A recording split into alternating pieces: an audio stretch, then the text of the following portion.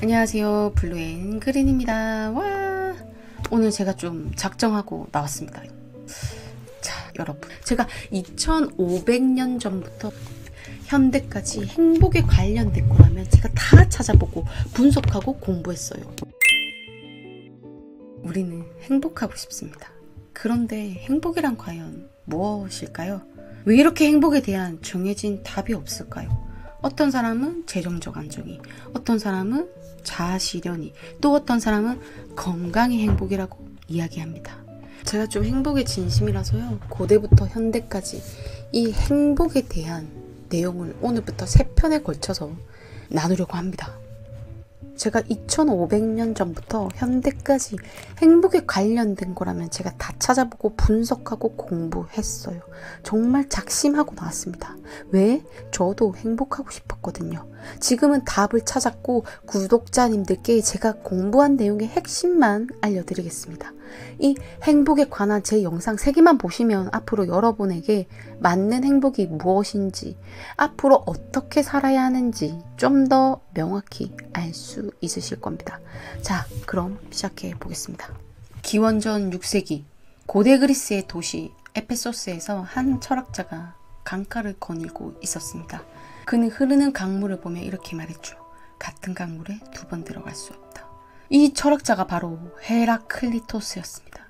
그는 자연을 바라보며 모든 것이 끊임없이 변한다는 것을 깨달았습니다. 강물도, 시간도, 인간의 감정과 생각도 끊임없이 흐르고 변한다는 것이죠.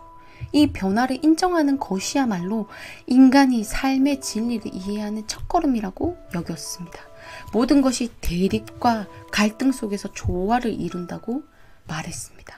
헤라클리토스는 모두 이루어지는 것은 결코 좋은 일은 아니라고 강조합니다. 질병이 있음으로써 건강의 소중함을 깨닫고, 악을 보면서 선의 가치를 깨닫고, 배고픔을 겪음으로써 포만감의 행복을 알게 되고, 고된 노동의 와중에 휴식의 가치를 알게 된다는 것이다 라고 주장했습니다. 기원전 5세기 아테네의 거리에서 만날 수 있었던 소크라테스는 당시 사람들에게 독특한 질문을 던졌습니다. 행복이란 무엇인가? 사람들은 물질적 부, 쾌락, 명예 등을 떠올렸지만 소크라테스는 다른 대답을 제시했습니다. 그는 행복은 덕에서 비롯된다고 주장했어요. 소크라테스는 우리가 바르게 사는 것이 진정한 행복의 열쇠라고 믿었습니다. 그는 쾌락을 단순히 쫓는 삶은 헛된 것이라고 여겼고, 도덕적이고 올바르게 살아가는 것이야말로 인간이 추구해야 할 행복이라고 가르쳤습니다. 행복은 외부적인 성공이 아니라 내면의 선한 삶에서 나온다는 그의 사상은 후대 철학자들에게 큰 영향을 미쳤습니다.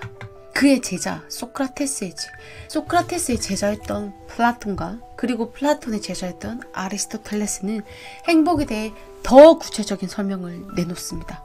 아리스토텔레스는 행복을 유다이모니아, 즉 번영이나 완성된 삶으로 불렀습니다. 그에게 행복은 단순한 기분이나 감정이 아닌 인생 전체에 걸친 성취와 완성을 의미했죠. 아리스토텔레스는 인간의 이성을 강조했어요. 그는 우리가 이성을 바탕으로 올바르게 판단하고 도덕적 덕을 실천할 때 진정한 행복에 이룰 수 있다고 보았습니다. 행복은 순간적인 쾌락이나 욕망의 충족이 아닌 계속해서 성장하고 완성되는 삶에서 얻어지는 것이었어요. 그는 또한 인간은 사회적 존재이므로 공동체 안에서 서로 협력하고 도덕적 행위를 통해 행복을 실현해야 한다고 말했습니다. 시간이 흘러 19세기 산업혁명까지 왔습니다. 사회가 급격히 변화하면서 철학자들은 새로운 문제에 직면했어요. 존 스튜어트 밀은 이 변화 속에서 그 유명한 공리주의라는 새로운 행복론을 제시했습니다. 밀은 최대 다수의 최대 행복이라는 원칙을 내세우며 개인의 행복뿐만 아니라 이 사회의 행복을 강조했어요. 그는 각 개인이 누린 행복이 중요하지만 궁극적으로 사회의 행복이 극대화될 때 모두가 진정으로 행복할 수 있다고 주장했습니다. 그의 사상은 법과 윤리, 정치, 철학에서 큰 영향을 미쳤으며 개인의 자유와 권리도 중요하지만 그 자유가 타인의 행복과 충돌하지 않아야 한다는 점을 강조했습니다. 공동체의 행복을 고민했던 미래 철학은 현대 사회에서 정의와 윤리를 논할 때 여전히 중요한 시사점을 제공하고 있습니다. 반면 독일의 철학자 쇼펜하우어는 비관주의 철학자였습니다. 그는 인생을 고통으로 가득한 끝없는 욕망의 싸움으로 보았어요. 인간은 끝없이 원하는 존재이며 원하는 것을 얻으면 잠시 만족하지만 곧 다른 욕망이 생겨나고 그 과정에서 끊임없이 고통을 겪습니다. 그는 인간이 원하는 것과 실제로 원하는 것 사이의 간극 때문에 항상 불행하다고 보았어요. 그렇다면 이런 고통 속에서 행복을 찾을 수 있을까요? 쇼펜하우어는 진정한 행복은 욕망으로부터의 해방과 이 내적인 평온에서 오는 것이라고 보았죠. 반면 같은 시대에 살았던 니체는 기존의 행복론과는 다른 강력한 철학적 도전을 던졌습니다. 그는 인간의 본능적인 힘과 창조적 의지를 강조하며 행복을 단순히 주어진 것이 아니라 극복과 성장이 통해 얻는 것이라고 주장했죠. 니체는 인간이 끊임없이 자신을 극복하고 성장하는 과정에서 진정한 행복을 찾을 수 있다고 보았습니다. 기존의 도덕적 틀을 깨고 새로운 가치를 창조하는 초인이 되어야 한다고 말했죠. 그는 인생의 고난과 고통을 피하지 말고 그것을 통해 더욱 강해지고 자아를 초월해야 행복을 이룰 수 있다고 했습니다. 행복은 외부 조건에 의존하지 않고 스스로의 삶을 만들어가는 창조적 의지에서 나온다는 것입니다. 이렇게 해서 고대부터 근대까지 행복론 진화에 대해서 쭉 한번 살펴보았는데요. 제가 다시 한 번 더 그들의 그 위대한 행복론들을 다시 한번 한 줄로 요약해 보았습니다. 헤라클리토스, 행복은 변화를 받아들이고 그 속에서 균형을 찾는 과정이다. 소크라테스, 행복은 덕을 실천하는 올바른 삶에서 온다. 아리스토텔레스, 행복은 이성과 덕을 통해 완성된 삶을 누리는 것이다.